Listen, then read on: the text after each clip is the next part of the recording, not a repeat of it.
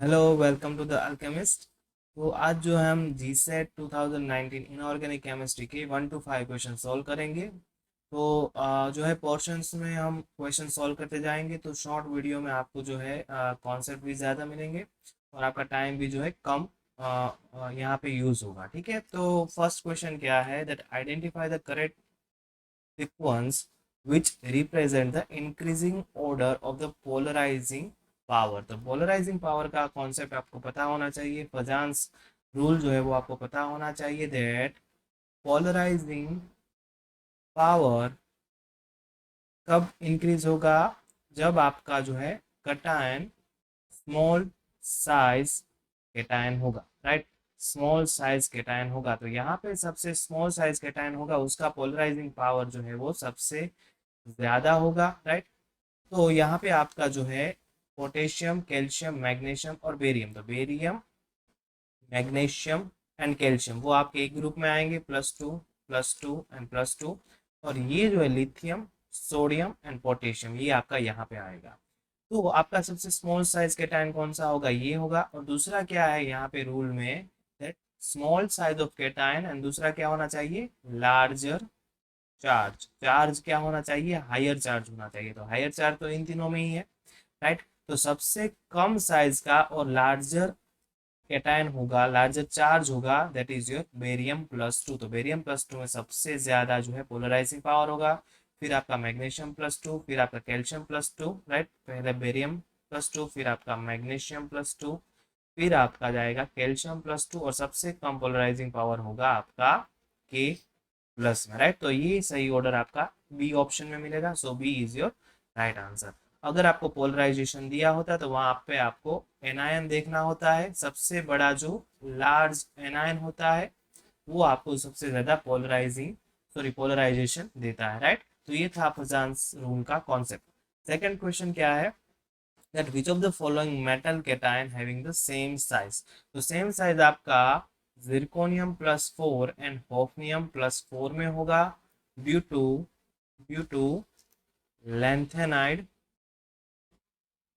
Contraction. तो यहाँ पे आपके बीच में 14 lanthanide जो है एलिमेंट आ जाते हैं, that's why due to the lanthanide contraction your zirconium +4 and your hafnium +4 size is same. और कौन कौन से मेटल का साइज सेम हो सकता है, और कौन कौन से मेटल का साइज सेम हो सकता है due to the lanthanide contraction, तो आपका नियोबियम Nb एंड आपका टेंटेलम का साइज भी जो है सेम हो सकता है due to the lanthanide contraction, and आपका मोलिब्डेनम एंड टंगस्टन का साइज भी जो है सेम हो सकता है। आपका जो मोलिब्डेनम जो है उसका साइज क्या है, 190 पिकोमीटर है, एंड आपका टंगस्टन का साइज जो है वो 193 पिकोमीटर है। तो this is very similar to each other, right. तो यहाँ पे आपकी एटॉमिक रेडियस, आपकी साइज जो है वो सेम होगी।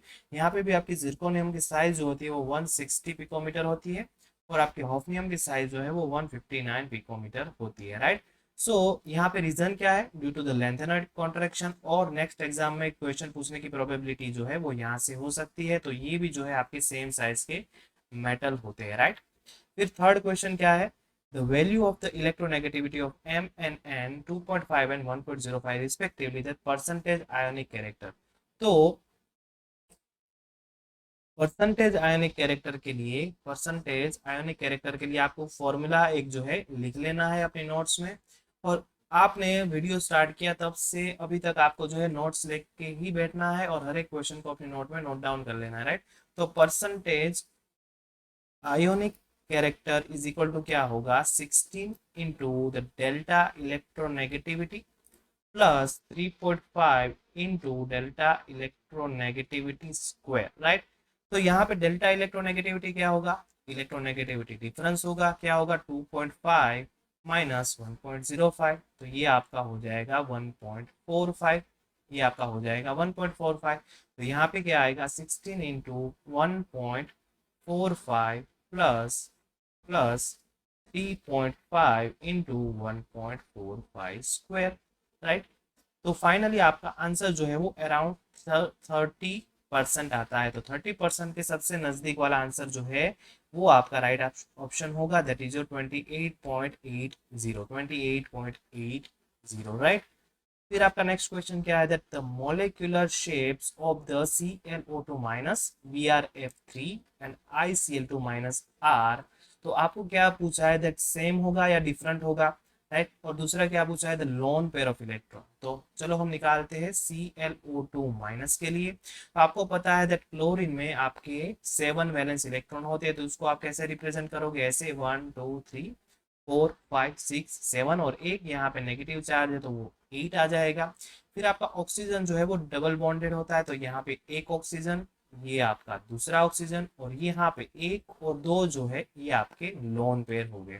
तो यहाँ पे हाइब्रिडाइजेशन क्या बनता है, ये S, ये P और ये P। तो फाइनली हाइब्रिडाइजेशन क्या हो गया, sp3, right. And lone pair कितने हैं, टू लोन पेयर, ठीक है। तो अगर हाइब्रिडाइजेशन इज sp3, तो क्या हो सकता है आपका स्ट्रक्चर, क्या हो सकता है अगर हाइब्रिडाइजेशन sp3 है तो टेट्राहेड्रल। बट वहां पे टू लोन पेयर्स है, तो क्या हो सकता है, क्या हो सकता है, तो यहाँ पे आपका स्ट्रक्चर जो होगा, शेप जो होगा वो बैंड शेप होगा, राइट। फिर आपका दूसरा जो है BrF3, तो ब्रोमीन भी आपका हेलोजन है, वहां पे आपका वैलेंस इलेक्ट्रॉन 7 है, तो उसको ऐसे रिप्रेजेंट कर दो 3 4 5 6 7। तीन फ्लोरीन है, तो तीन फ्लोरीन ऐसे आ जाएंगे। फिर आपके ये दो लोन पे, तो ये आपका S P और D, राइट। तो फाइनली हाइब्रिडाइजेशन क्या मिला आपको, sp3d। And if the hybridisation is sp3d, what is the structure, structure होगा ट्राइगोनल बाइपिरामिडल, राइट। बट यहाँ पे शेप क्या होगा, तो यहाँ पे आपके पास टू लोन पेयर है, राइट। तो यहाँ पे आपका शेप क्या हो सकता है, चलो सोचो, आपके TBP के लिए आपको क्या हो सकता है, बेली टी बेली सी टी ली। तो यहाँ पे आपका टी शेप्ड होगा। तो यहाँ पे आपको एक चीज पता चल गई है, इसका बेंट है, इसका टी शेप्ड है, तो यहाँ पे आपका स्ट्रक्चर जो है वो डिफरेंट होगा। तो C और D में से ही आपको देखना है, राइट। तो यहाँ पे आपके लोन पेयर कितने हैं, टू लोन पेयर, तो यहाँ पे आपके टू लोन पेयर, यहाँ पे आपके टू लोन पेयर। तो आगे का आपको देखने की जरूरत नहीं है, ये आपका राइट ऑप्शन हो जाएगा। फिर भी अगर देखना है तो ICl2 का क्या होगा, तो यहाँ पे आई जो है वो आयोडीन जो है वो भी आपका हेलोजन है, और उसका 7 वैलेंस इलेक्ट्रॉन होगा, 3 4 5 6 7, और एक नेगेटिव चार्ज है 8। तीन दो वहां पे क्लोरीन एटम है, दो आपके क्लोरीन एटम आ गए, तो एक दो और तीन यहाँ पे लोन पेयर आ गए, राइट। ये आपका S, ये आपका P, ये आपका P, ये आपका P और ये आपका D। तो यहाँ पे आपका sp3d हाइब्रिडाइजेशन आ गया, 3 लोन पेयर आ गया, राइट। तो यहाँ पे आपका जो है स्ट्रक्चर मतलब शेप जो होगा फाइनली वो क्या आ जाएगा, लीनियर। यहाँ पे आपका शेप जो है वो लीनियर आ जाएगा। तो शेप तीनों के जो है वो डिफरेंट है, और वहां पे आपके लोन पेयर क्या आ गए, 2 2 3। तो ये आपका राइट ऑप्शन होगा D, राइट।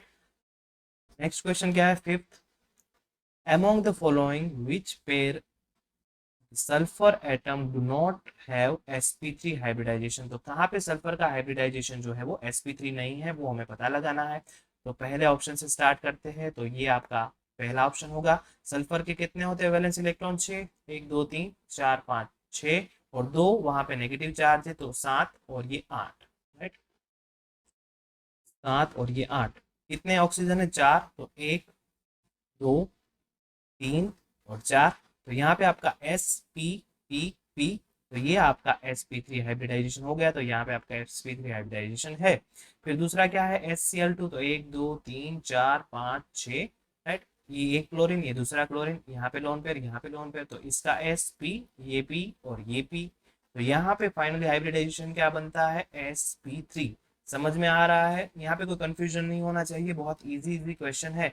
यहाँ पे एक हाइब्रिड ऑर्बिटल्स S बनेगी, फिर आपकी P बनेगी, फिर आपकी ये लोन पेयर जो है वो मिलके आपको एक हाइब्रिड ऑर्बिटल देगी, दैट इज P, एंड फिर से आपको P मिलेगी। तो that's why the total hybridisation is the sp3। तो यहाँ पे तो आपका sp3 हाइब्रिडाइजेशन है, तो ये आपका ऑप्शन नहीं हो सकता। आपको क्या पूछा है, which do not have the sp3। तो जहाँ पे sp3 नहीं होगा, that is your correct answer. तो दूसरा ऑप्शन क्या है, H2S एंड SF2। तो H2S में सल्फर का देखना है, तो सल्फर का जो है वैलेंस इलेक्ट्रॉन 6 है, 3 4 5 6, दो हाइड्रोजन, एक दो हाइड्रोजन, और यहाँ पे ये दो लोन पेयर।